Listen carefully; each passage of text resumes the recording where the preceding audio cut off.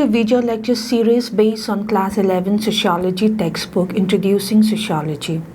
I'm Olivia Dirinamai, and today in this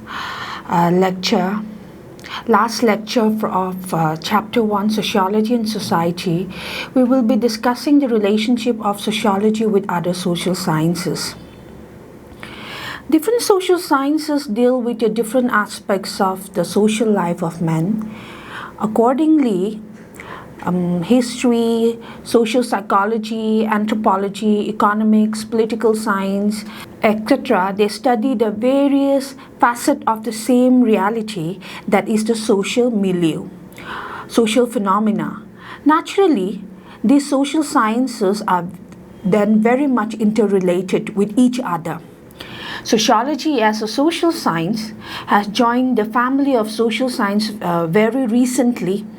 So it is essential for a student of sociology to know in what respect his or her subject differs from the other social science and in what ways it is related to them. But this is not an easy task. It is more difficult to distinguish sociology from other or from the various social sciences because the same area or content of investigation is sometimes studied by different social sciences but of course with different degree of emphasis. Further, some of the relationship between sociology and other social sciences have been a matter of controversy. For examples, there are thinkers like Auguste Comte and Herbert Spencer who says that sociology is the basic or the sole social sciences and others are its subdivisions.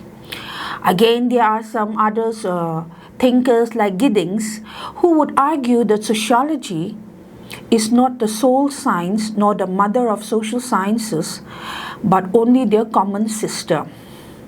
However, in contemporary times, interdisciplinary approach in the field of social sciences is gaining more and more relevance.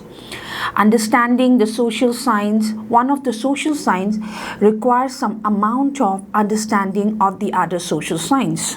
Further, sociology as a young science has borrowed many things from other social sciences, and in return it has also enriched other social sciences by its highly useful sociological knowledge.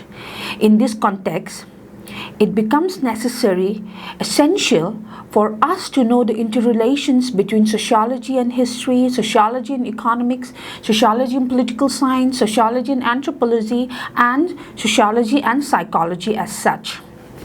Now, first let us briefly look into the interrelationship between sociology and history. Now, let us look into some of the main differences between the two.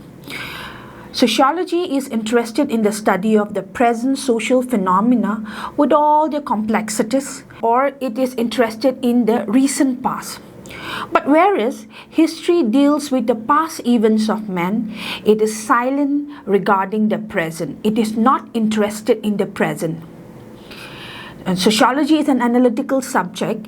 It seeks to establish causal relationships, but whereas history is a descriptive science subject, it seeks to establish the sequence in which past events occurred, how it occurred, when it occurred, and all.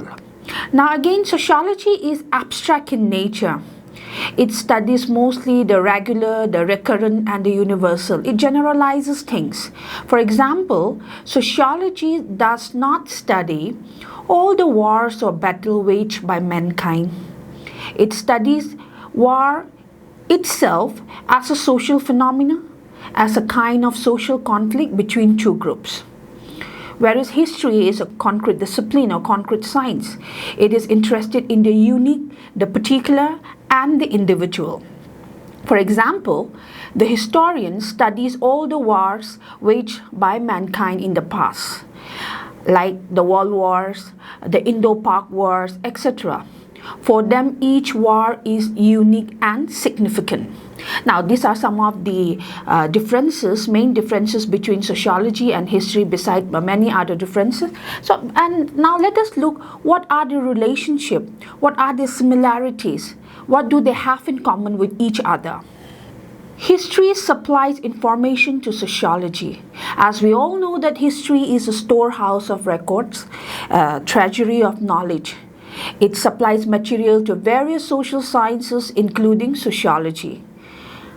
Now, for example, if a sociologist wants to study the impact of Islamic culture on the Hindu culture, Hindu society, he or she has to refer back or go back or look into the Muslim conquest of India, for which he has to depend on history. Again, now historical sociology, one of the fields of sociological inquiry, depends very much on historical data.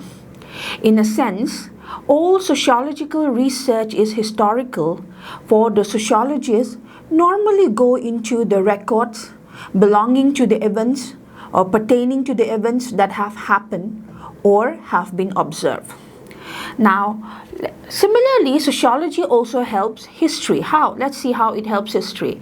Sociology provides a social background for the study of history. Today, social history is the stuff of history. What do they mean by it? Meaning, history is being read and studied from the sociological point of view.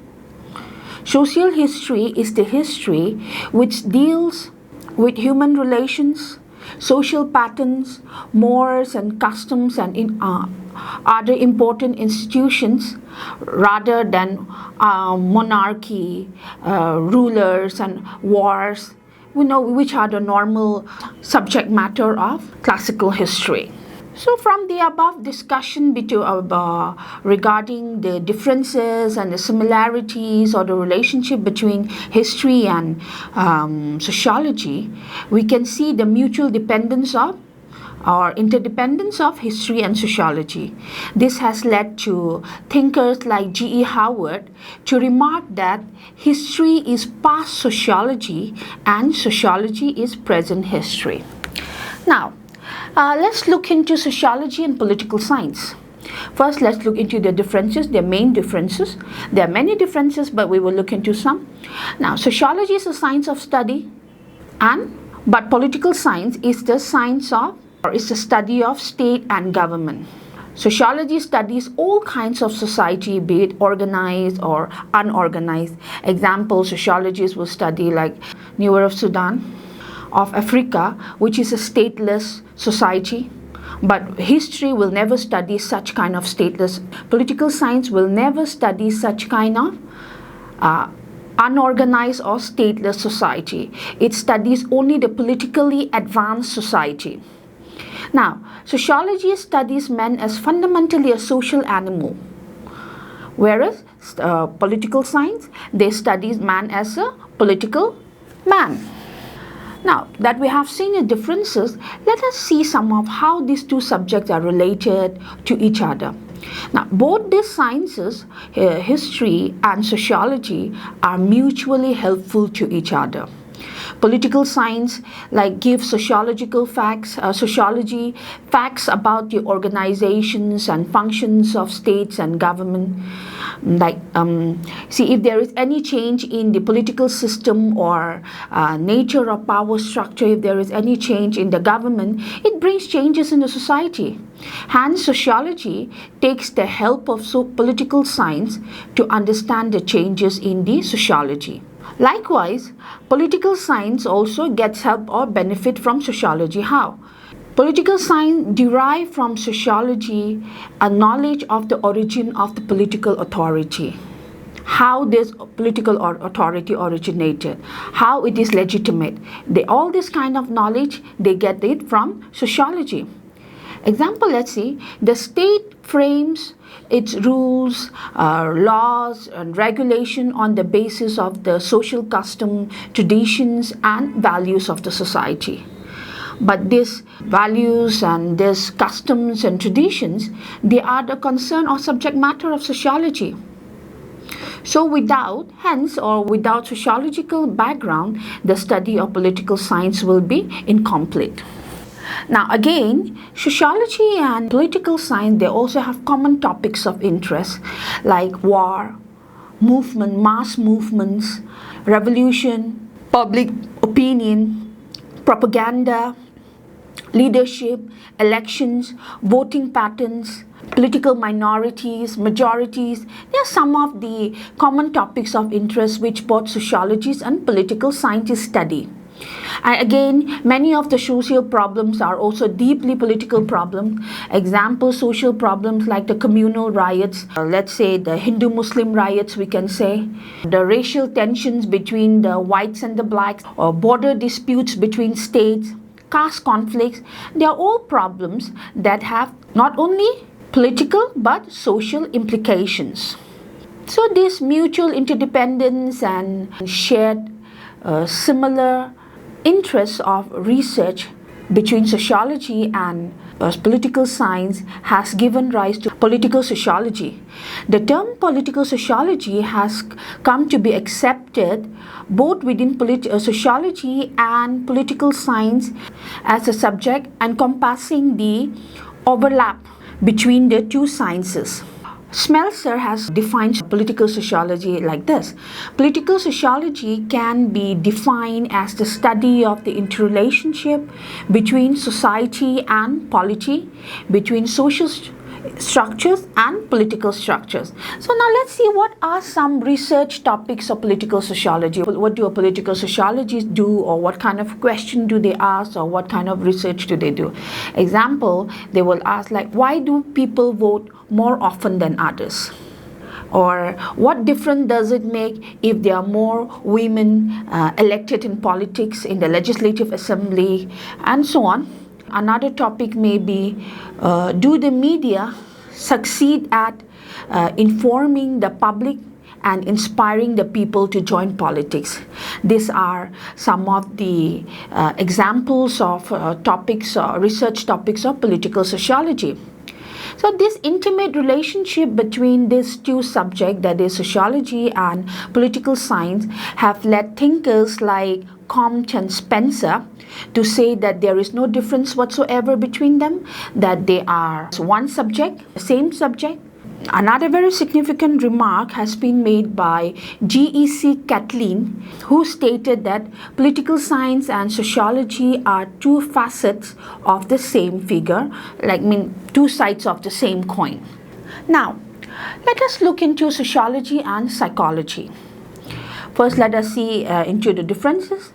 Sociology is the study of society and social groups, whereas psychology is the study of human behavior. Sociology, it has no interest in the individual, in their personality, nor in their individual behavior at all. They're the least bit bothered about the individual per se. But psychology, it involves its primary concern is the individual. It is interested in the individual intelligence and learning, their motivation and memory, their hopes and fears and all. Their main focus is the individual. Now, sociology, it analyzes social processes like cooperation, conflict, competition, accommodations, and all. But psychology, it analyzes mental processes like memory, thinking, emotions, etc. So what is the relationship between the two?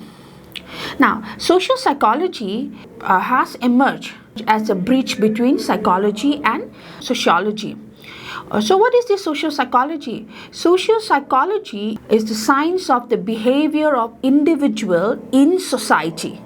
It maintains primary interest in the individual, but concerns itself with the way in which the individuals behave in social groups, collectivity with other, or in collectivity with other individuals, how an individual behaves in social group or in relations with other individuals. It studies the individual in his relation to his fellow men, and this social psychology is becoming very popular these days as a bridge between psychology and sociology. Now let us look into sociology and economics. Again, let us first look into the differences. Sociology is the study of society. We all know about that. Whereas economics is the study of the production and distributions of goods and services. Sociology is concerned with all the activities of men, but whereas economics is concerned with only those social activities which are economic in nature. Sociology is abstract in nature and less precise also, meaning social variables are very difficult to measure and to quantify. Example, how can we measure or how can we quantify cooperation? We cannot. But economics is concrete in nature. It is almost precise. Economic variables can be measured and quantified more easily and accurately. Example, we can know how much is the profit, how much is the loss, how much has been manufactured, how much has been distributed, and so on. So their variables can be measured and quantified more easily and accurately. Now let's see how are they related to each other. What is their similarity? How are they related to each other? In spite of its differences, the area of cooperation between sociology and economics is widening or it's increasing. Economists are now analyzing the social cause and effects of various social phenomena, thus giving rise to another subdiscipline called economic sociology. So economic sociology can be or may be considered as a field in the intersections of economics and sociology. So what do they do? Economic sociology, it studies by what social values economic activities are legitimized and by what norms and sanctions they are regulated or formulated.